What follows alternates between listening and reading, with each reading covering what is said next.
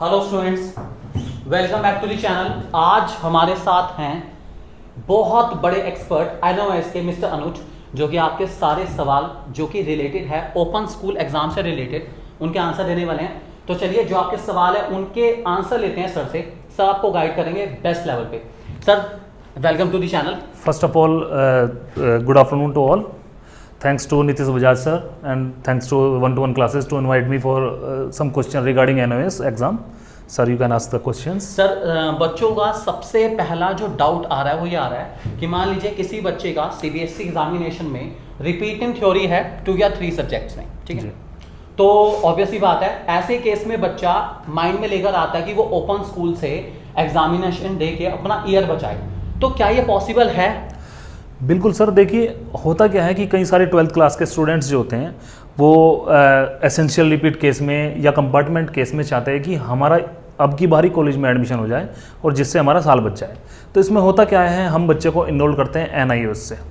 NIOS से enrol करने के बाद उस बच्चे के इसमें 2 चांस होते हैं। देखिए, एक तो बच्चा दे सकता है ऑन डिमांड एग्जामिनेशन और दूसरा बच्चा दे सकता है पब्लिक एग्जामिनेशन।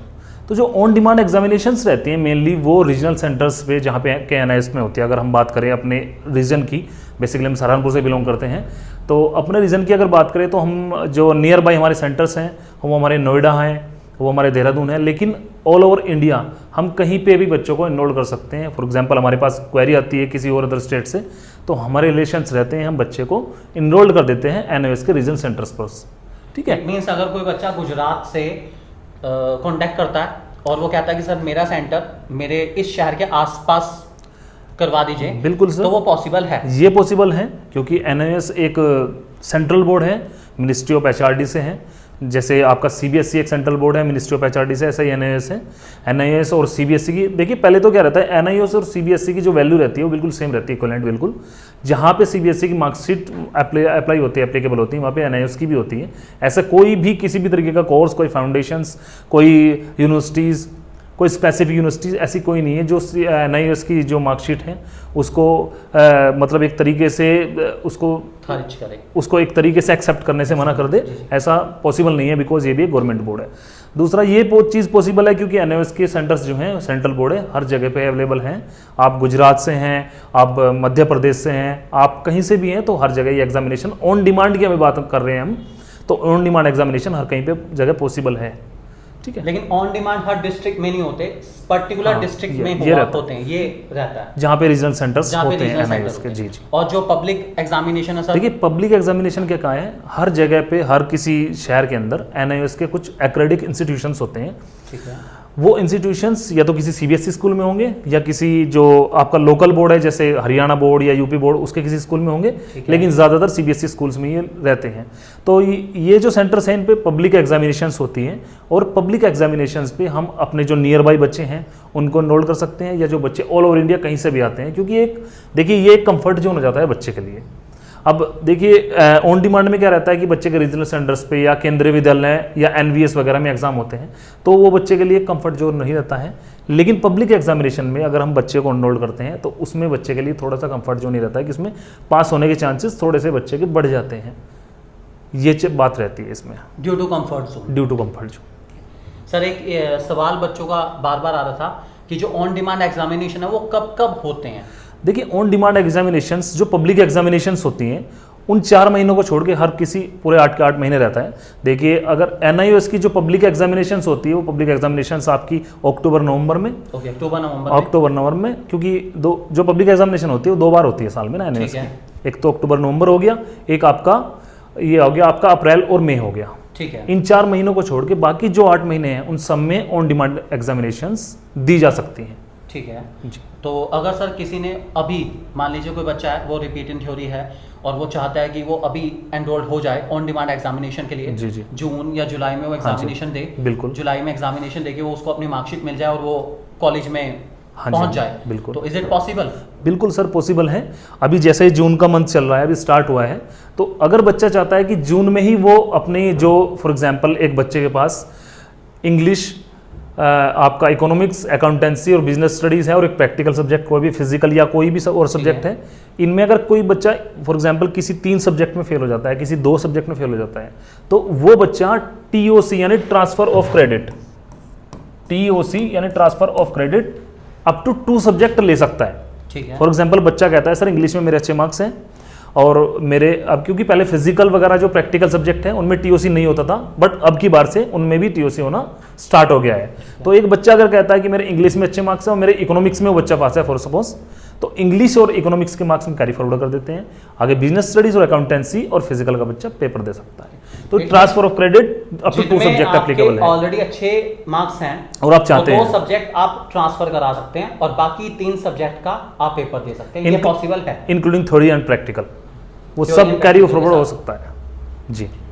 दूसरा सर, अगर पब्लिक एग्जामिनेशन की बात करूं तो उसके फॉर्म्स कब अवेलेबल होंगे? देखिए पब्लिक एग्जामिनेशंस के फॉर्म जो होते हैं, बेसिकली आप बात कर रहे हैं कि जो बच्चे एसेंशियल रिपीट या कंपार्टमेंट वाले होते हैं, तो ये जिस दिन रिजल्ट आता है सेम डे NIOS का पोर्टल खुल जाता है, क्योंकि दोनों बोर्ड गवर्नमेंट बोर्ड इंटरलिंक रहते हैं आपस में।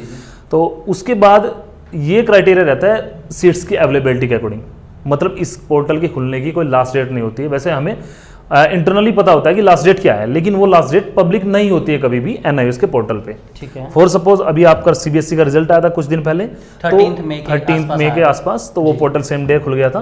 तो अभी हम चाहे तो 20 या 25 तक जून तक इसके फॉर्म्स फिल कर सकते हैं, मे बी 30 तक भी कर सकते हैं, बट ये डिपेंड करता है availability of seats and criteria of board. तो सीट्स फुल हो जाने के बाद आप पब्लिक एग्जामिनेशन नहीं दे पाएंगे, आपको वेट करना पड़ेगा नेक्स्ट पब्लिक एग्जामिनेशन का। फिलहाल पब्लिक एग्जामिनेशन आपका अक्टूबर-नवंबर में है, अगर आप ये मिस कर देते हैं चांस, तो नेक्स्ट चांस आपको जो मिलेगा वो मिलेगा अप्रैल-मई वाला।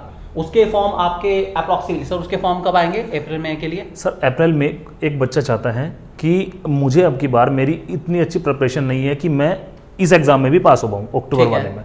ठीक है, वैसे ज़्यादातर हो जाता है, लेकिन अगर बच्चे को लगता है कि हमें इसमें भी पास नहीं हो पाएंगे, तो अभी भी वो बच्चा अपने आप को इनरोल कर सकता है अप्रैल-मई के लिए। ठीक है। क्योंकि ये फील्ड वाला जो पोर्टल होता है ये अक्टूबर में ही होता है बस। पब्लिक एग्जामिनेशन में आप अपने आप को इनरोल कर सकते हैं, उसमें आपको एक और बेनिफिट मिल जाता है, उसमें आपको 20 नंबर के असाइनमेंट्स मिल जाते हैं। 20 नंबर आपको स्टडी सेंटर की ओर से मिल जाते हैं, और जितने भी आपकी इवैल्यूएशन के बाद असाइनमेंट्स के 18, 17, 19 या 20 जितने भी हैं, वो आपको एक बेनिफिट हो जाता है। ठीक है।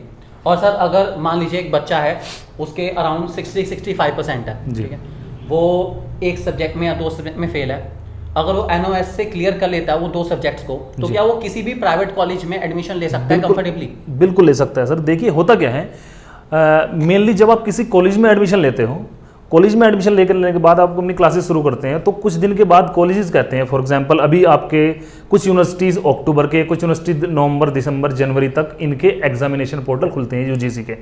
तो कुछ मैक्सिमम यूनिवर्सिटीज़ ऐसी होती हैं, प्राइवेट यूनिवर्सिटीज़ मैक्सिमम ऐसी होती है जिनका एग्जामिनेशन पोर्टल जनवरी तक खुला रहता है, यानी आप जनवरी तक अपने आप को एनरोल कर सकते हैं। ठीक है, तो जनवरी तक अगर आप एग्जामिनेशन पोर्टल खुला हुआ है, तो आपका रिजल्ट जो है पब्लिक एग्जामिनेशन का या ऑन डिमांड का, तो अभी थोड़े दिन बाद ही आ जाएगा अगर आप जून में या जुलाई में एनरोल करेंगे।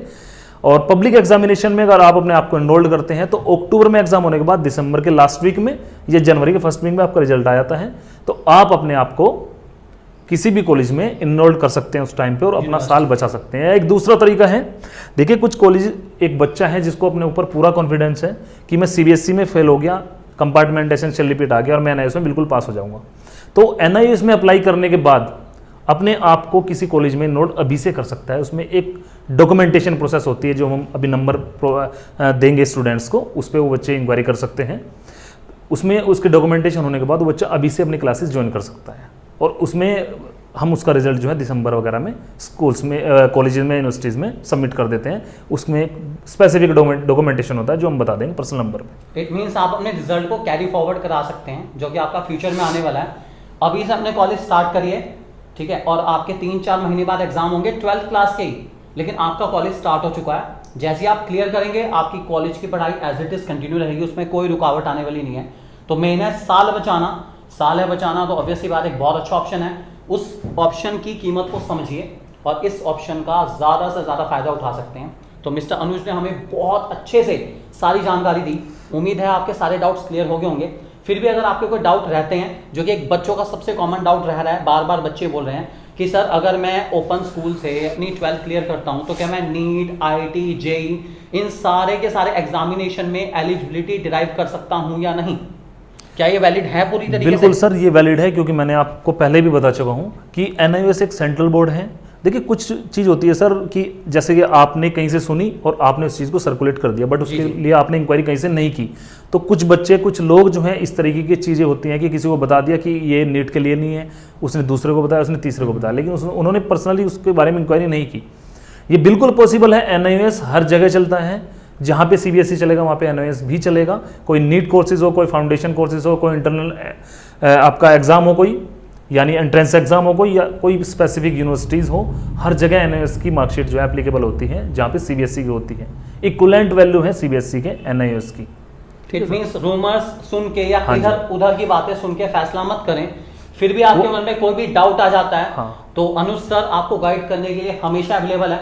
अनुज सर आप बच्चों को प्लीज अपना कॉन्टैक्ट नंबर अवेलेबल कराएं ताकि उनके कोई डाउट रहते हैं तो वो आपसे पर्सनली कांटेक्ट कर पाएं उन डाउट्स को लेने के लिए। मैं आपको अभी अपना जो पर्सनल कॉन्टैक्ट नंबर है वो आपको अवेलेबल करा दूँ, लेकिन इससे पहले मैं आपके एक या दो डाउट जो कॉमनली मेरे पास आए हैं बच्चों के और क्लियर करना चाहूँगा। देखिए ये तो डाउट आपका क्लियर हो गया कि NIOS हर जगह एप्लीकेबल है।